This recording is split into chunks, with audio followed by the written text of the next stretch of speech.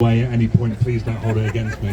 I just want to say, I think it's pretty obvious by this point that humanity has got education wrong.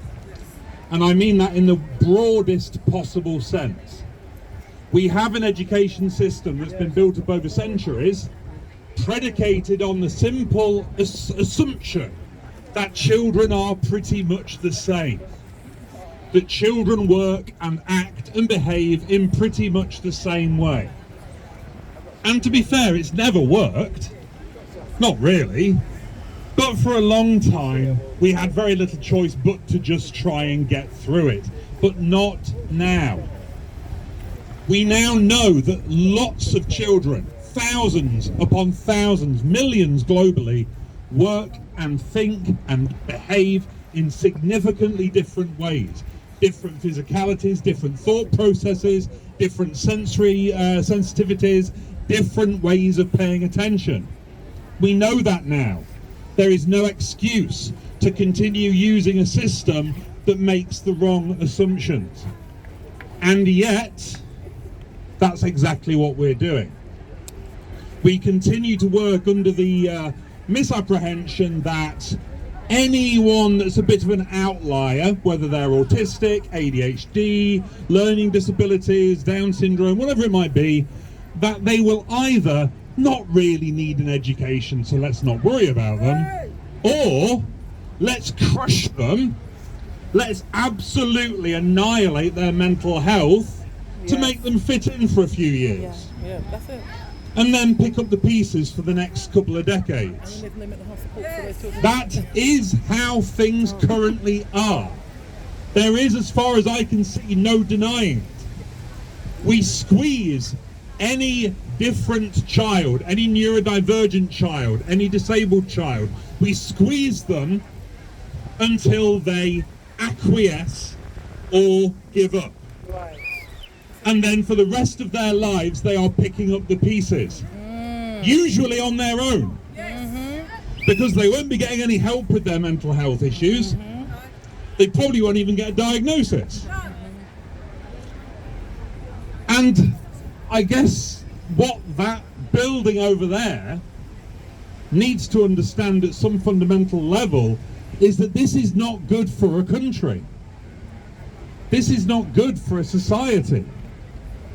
This is not good for the future.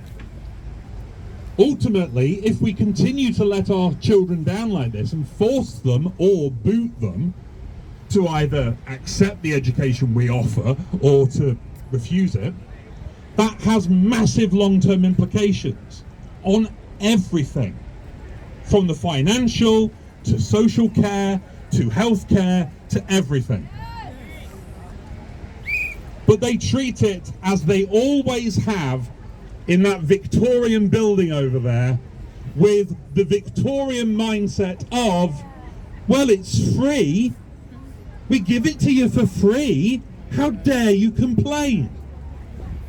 I firmly believe that we are still stuck in the mindset of the 1860s, you know, where it was like, well, let's offer education to the poors, you know, to the people. It'll be the bare minimum, you know, it'll be only what they kind of need to go and work in a factory or whatever, but we'll do that to them because we're nice, because we're kind and charitable, us powerful rich folk. And we're still in that mindset. Anyone that asks for more is treated like Oliver Twist. Yes. When he goes up to Mr. What's-his-face, Bumbles? What's his name? Mr. something, it's Dickens, so it's a ridiculous name. He goes up to that guy and he says, look mate, I'm bloody hungry. Or words to that effect. Can I please have a bit more of this delicious gruel that you're offering me? It's not very good, I don't really like it, but at least it's something. Can I have some more? And of course, no, he is refused. Because we must never ask for more. If we ask for our children to be treated better in the classroom, that is asking for more. Yeah. And they don't like that, I don't think. No, I don't think they'd ever say it. They never, well, I mean, Reform probably would. They'd be like, yeah, we love that Victorian stuff. Workhouses for all, they would scream. But I don't think Labour would admit to this. I think they would like to labour under the misapprehension that they are indeed valuing, very progressive about education. But unless you are getting Sen right, you are not progressive about education. No, you're not. You can scream until you're blue in the face, but you are not. You are getting it massively wrong.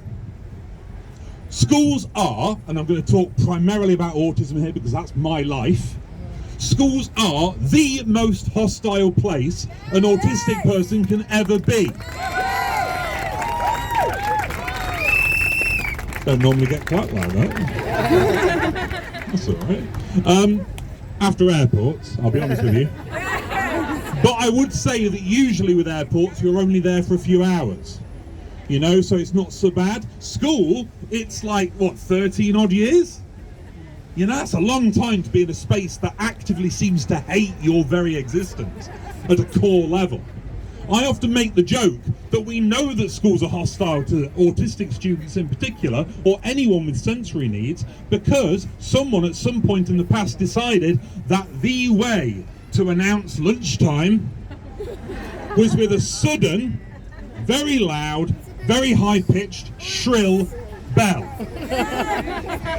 If autistic people had any kind of power in the past, that would never have happened. But everything about school is designed for the majority. Who here knows about monotropism? Everyone's like, what? Oh God, what? There's not going to be a test, don't worry. Monotropism states that autistic and probably ADHD children and adults like me and my daughter are better off when we are able to focus on something for a prolonged period, usually hours at a time, really allowing our brains to sink into that topic and really get to grips with it. And what do our schools do? They insist after 45 minutes we've now got to go from English to science. And then again to like maths or French or something like that. We are never ever able to focus and settle and enjoy our learning. It is not built for us, and we were never even considered. Now that was fair enough in the 19th century because they did not know this stuff.